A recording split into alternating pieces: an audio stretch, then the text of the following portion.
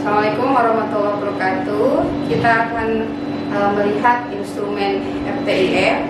Ini fungsinya adalah untuk mengkarakterisasi suatu senyawa berdasarkan gugus fungsi.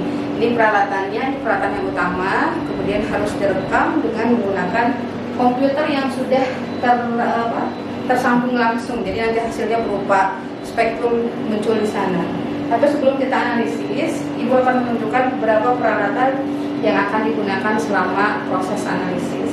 Yang pertama adalah tentunya ini yang bagian yang penting ya, yaitu wadah untuk sampelnya. Ini untuk sampel yang berupa padatan. Jadi ini ukurannya berbeda ya diameternya. Jadi tergantung apakah sampelnya banyak atau sedikit, nanti pilih berdasarkan diameter ini. Kemudian kalau sampelnya cair, kita menggunakan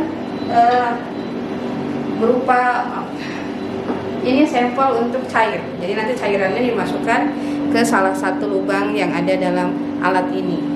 Kemudian ada satu lagi, kalau sampelnya berupa lapisan, misalkan edible film ya, yang bisa kita buat untuk makanan, itu masukannya seperti ini alatnya. Jadi nanti lapisannya disimpan di sini dan dimasukkan ke alat yang seperti ini, jadi simpan begini, dan nanti itu dimasukkan ke alat. Kalau misalkan ini adalah untuk alat yang berupa serbuk, tadi sudah kita jelaskan. Nah, sekarang bagaimana kalau sampel kita berupa edible? Nah, ini bisa dilepas ya. Ini dilepas, ini adalah lubang-lubangnya untuk masing-masing kaki-kaki dari sampel ini dari alat. Nah, berikutnya kita ganti sampelnya yang berupa edible film. Edible filmnya nanti ditempatkan pas di lubang. Ini yang akan ditembak oleh cahaya di posisinya. Kita tempatkan, ini posisinya nanti yang kena cahaya ya. Ini cahaya berarti posisinya begini. Kita masukkan ke yang tengah. Ini kakinya biar sampai bunyi. Ini sudah di posisi yang nyaman. Kalau ini tidak perlu menggunakan standar. Jadi langsung saja di running. Dan untuk running nanti prosedurnya sama persis dengan sampel untuk padatan. Kalau untuk larutan juga sama prosesnya. Sampelnya kita teteskan di salah satu lubang. Yang satunya biasanya untuk sampel yang lain atau standar itu nanti dimasukkan ke alat yang tadi. Jadi prinsipnya setelah itu pekerjaannya sama persis dengan apapun sampelnya, padatan, edible maupun cairan. Ya. Nah sekarang kita mau mulai bagaimana cara memasukkan sampel yang berupa padatan ya. Ini sampelnya padatan, Ibu ambil contoh yang ada di sini saja. Nah, prinsipnya adalah padatannya harus redup dan harus sekecil mungkin. Fungsinya buat apa? Ingat tentang fungsi dari luas permukaan. Makin luas permukaan suatu sampel, itu nanti daya sentuh dengan alatnya akan lebih banyak. Jadi kalau sampelnya masih berupa padatan besar, ini harus digerus di alat penumpang seperti ini. Ini alatnya mini ya, tapi memang karena butuhnya juga sedikit, jadi kita ambil sedikit saja. Misalkan ini sampelnya buk yang halus ya. Ini cukup pakai tenaga supaya semuanya jadi serbuk yang kecil. Selanjutnya adalah masukkan sampel ini ke wadah atau dudukan dari sampel ini. Saya pakai yang tadi.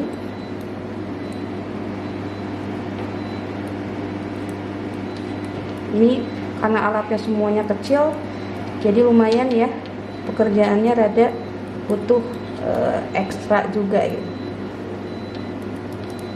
Sampai kapan? Sampai nanti permukaannya rata dengan yang atasnya. Nanti ada alat yang untuk meratakan, bahkan untuk membersihkan permukaannya.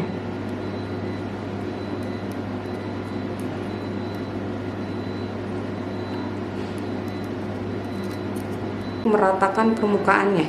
Jadi permukaannya itu harus menutupi seluruh bagian atas dari wadah ini. Selanjutnya adalah masukkan sampel ini ke dalam alat yang sudah ada ya. Ini masukkan, ditarik, keluarkan. Ini ada dua. Yang satunya fungsinya adalah sebagai standar. Ini untuk sampel. Ini karena tadi kosong, kita ganti yang sudah diisi oleh sampel kita. Masukkan sampel, kemudian tempatkan di alatnya. Nah, sampai bunyi klik ya. Itu ya. Nah, nanti fungsinya alat ini akan bekerja ketika dari sini ada cahaya, ini cahaya 2. Jadi ya cahayanya kemudian berkumpul di bawah. Ibu mau tunjukkan dulu ya, di bawah itu ada kaca. Jadi nanti kaca yang dari sinar cahaya dari kiri kanannya akan mantul ke cahaya yang bawah, kemudian dia dipantulkan lagi ke atas. Ini ada cermin lengkung ke atas itu. Nah nanti kemudian cahaya dari sana akan mengenai sampel. Jadi sampelnya kita tempatkan di sini. Nah nanti cahayanya akan menyentuh permukaan sampel kita. Tadi ada 2, yang satunya adalah standar. Jadi kita kalau mau running itu pertama kali berarti standar dulu. Jadi kita geser di sini. Ini geser, itu artinya yang kena cahaya adalah bagian standarnya.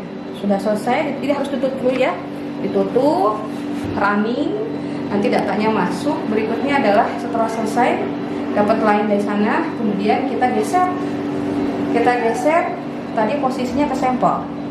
Nah, digeser begitu ya. Jadi sekarang sampelnya yang terkena cahaya. Kita tutup, kemudian biarkan sampai akhirnya keluar hasil, muncul di sini. Nah, nanti datanya berupa angka-angka. Ada komputer ini terkoneksi dan ini tidak boleh terkena kontaminasi dari yang lain. Artinya kalian tidak boleh memasukkan flash disk ke sini. Ya, jadi harus ada alat khusus. Itu nanti CD-nya masukkan di situ ya. Itu fungsinya adalah supaya tidak ada virus dari luar sehingga kemudian mengganggu kerja sistem. Nanti akan rusak seluruh alatnya. Nah setelah itu nanti setelah dibaca gitu ya, kemudian akan berupa data. Tentunya datanya nanti ada data mentah gitu ya. Cuman setelah kita masukkan kalkulasi dan sebagainya, nanti muncul seperti ini spektrumnya. Nah, masing-masing puncak ini kemudian keluar otomatis ya. Ini adalah puncak-puncak yang merupakan ciri khas masing-masing gugus fungsi. Jadi kita bisa membedakan kalau alkohol dengan aldehid itu kan gugus fungsinya berbeda.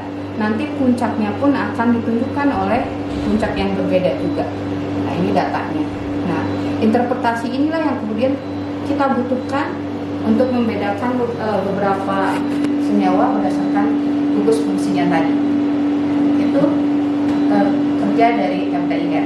Terima kasih.